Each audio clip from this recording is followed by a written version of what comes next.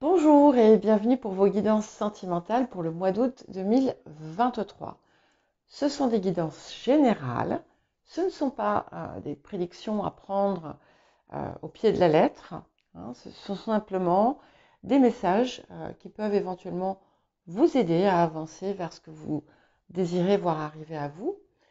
Je vous invite à consulter aussi votre ascendant, votre signe lunaire, qui peut être important. Le signe où se situe votre Vénus natale également, si elle n'est pas dans votre signe solaire. Et bien entendu, n'oubliez pas de faire preuve de discernement et voilà, de prendre les messages pour ce qu'ils sont, un support, un soutien, parfois des mises en garde. Et voilà, euh, ce n'est pas ça ne va pas refléter nécessairement votre vie, hein, donc il est important d'en tirer la substance.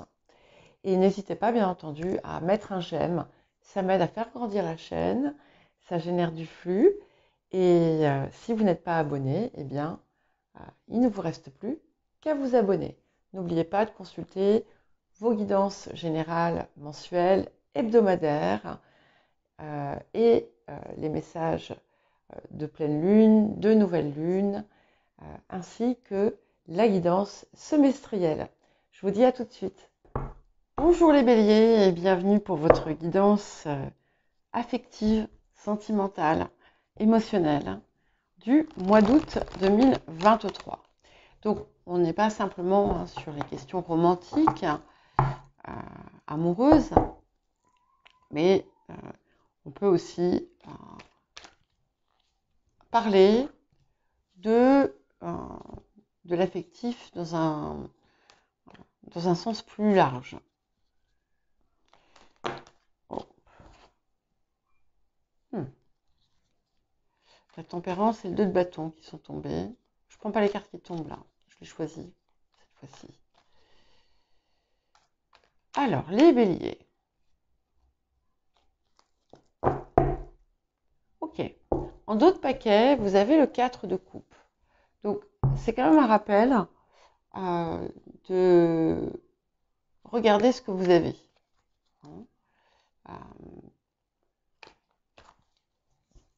De ne pas oublier ce que vous avez, de ne pas négliger non plus les marques d'attention, les marques d'amour que l'on peut vous donner.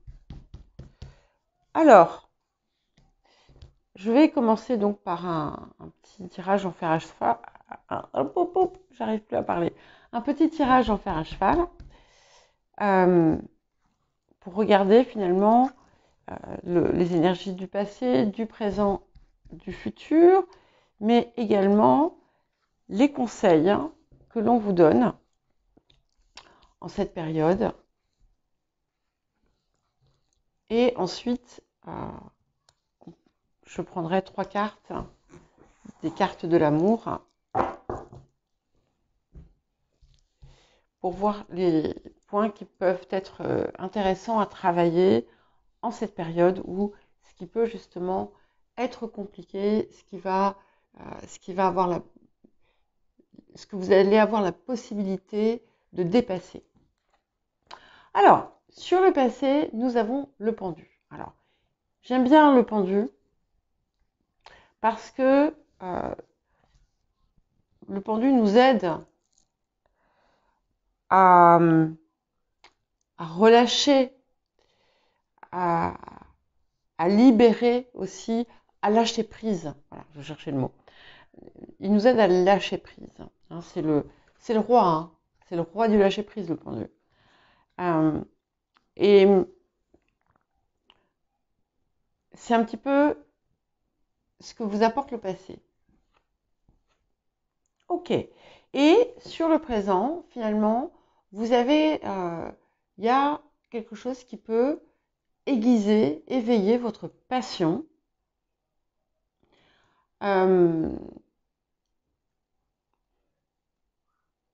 D'une façon large, hein, bien entendu, même si ici on est dans le domaine émotionnel, Peut-être que vous aviez besoin de passer par un espèce de sas de décompression pour retrouver cette fougue, cette envie, euh, cette flamme en vous.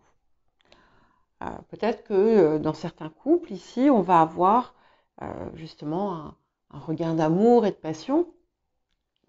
Ça peut aussi tout simplement indiquer que pour les personnes qui sont célibataires, que vous allez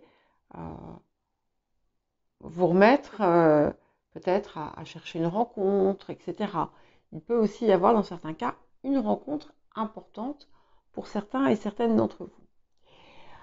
Il peut y avoir aussi, dans un sens plus large, un problème que vous aviez par le passé qui touche à votre vie affective, donc amoureuse, familiale, etc.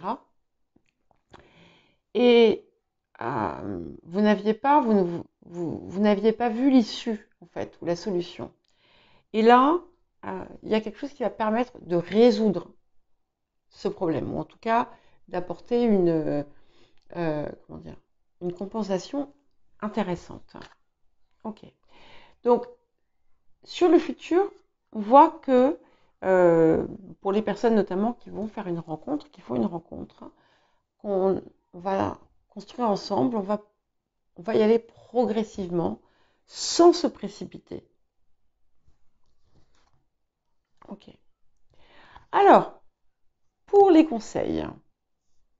Donc, c'est intéressant parce que nous avons la Lune et nous avons le 5 d'épée. Donc, on vous invite à, notamment dans le cadre d'un conflit familial ou de difficultés familiales que vous pourriez rencontrer, on vous invite à adopter une nouvelle perspective et à trouver un moyen de faire cesser le conflit. Alors, quand on parle de faire cesser le conflit, ça ne veut pas dire faire des compromis inacceptables. Pas du tout. Mais ça peut être autour de votre attitude. S'il y a quelque chose de subtil qui change dans votre attitude, dans votre comportement, eh bien, ça va impacter votre vie affective, puisque les gens vont percevoir le changement et du coup, ça va initier une transformation qui va aller au-delà de vous, tout simplement. Okay. Alors, ce qui vient en contre, c'est le valet de coupe. Donc, ce qui est surprenant, parce qu'il s'oppose ici, par sa position, à l'as de bâton qui représente la situation présente. Donc, il peut y avoir aussi un appel à ne pas faire preuve de naïveté. Pour certains et certaines d'entre vous, il peut y avoir quelque chose en lien avec des enfants ou des petits-enfants qui vient peut-être vous poser problème. Je vous donne un exemple. Si par exemple vous avez envie, vous êtes une jeune grand-mère ou un jeune grand-père et que vous avez envie un petit peu de vous amuser, mais voilà, vous vous êtes engagé à garder les petits-enfants, par exemple, pendant les vacances. C'est un exemple que je vous donne, mais ça peut être n'importe quoi d'autre. Voilà, c'est tout simplement ce que ce valet de coupe va représenter. Ça peut aussi représenter une personne qui vous intéresse, mais qui a une forme d'immaturité. Et donc, ça peut poser problème pour vous. Voilà. Décidément, ce 2 de bâton sort à toutes les sauces. Je crois que ça fait 3 fois de suite qu'il sort.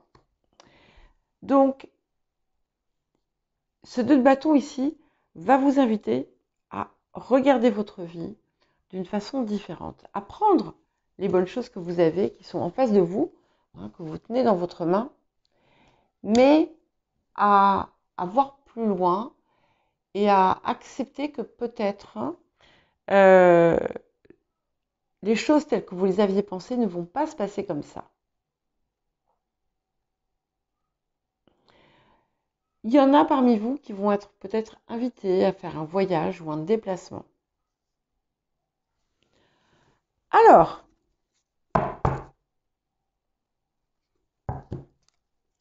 qu'est-ce que les cartes de l'amour ont à nous dire pour les béliers?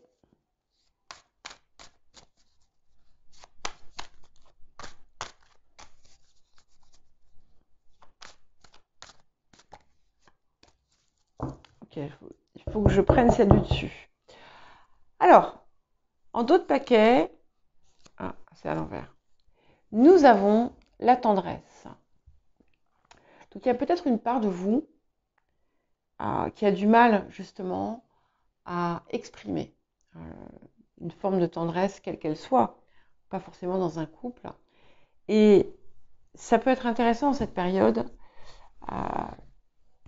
soit d'apprendre à le faire, si c'est quelque chose que vous n'aviez pas fait par le passé, soit de retrouver si c'est quelque chose que vous aviez arrêté.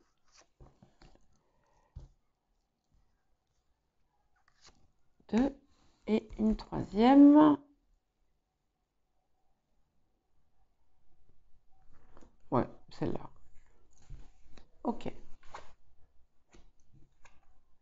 Bon, alors ce que j'aime beaucoup déjà, c'est que nous avons une carte de chance et une carte de guérison. Donc on a clairement quelque chose qui se guérit, peut-être doucement, mais sûrement. C'est aussi quelque chose qui vous réveille à vos sens, d'accord?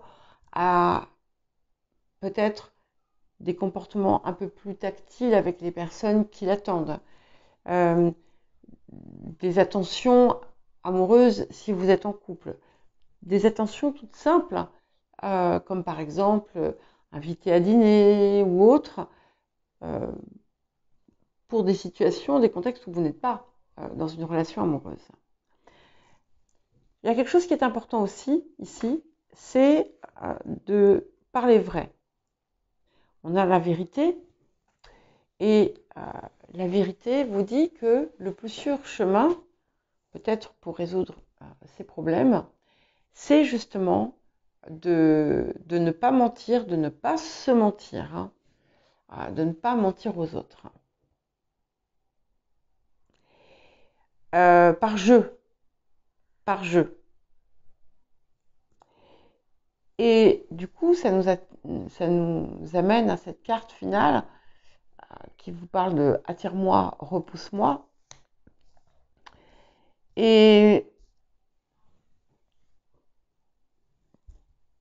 ce que ça montre aussi, c'est que il peut y avoir, dans certains cas, une ancienne relation qui est là, en fait, dont vous n'arrivez pas à sortir parce que la personne est en fait présente dans votre vie d'une façon comme d'une autre.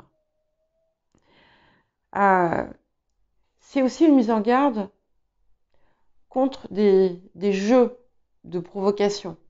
Essayer de rendre l'autre jaloux, par exemple. D'autant plus que nous avons cette carte de vérité avec. Donc, il va être crucial, finalement, pour vous, d'être le plus vrai, la plus vraie possible en cette période. Et notamment, si vous avez fait cette nouvelle rencontre, de ne pas raconter d'histoire, encore une fois, que ce soit à vous, que ce soit à l'autre. Je vous dis à bientôt.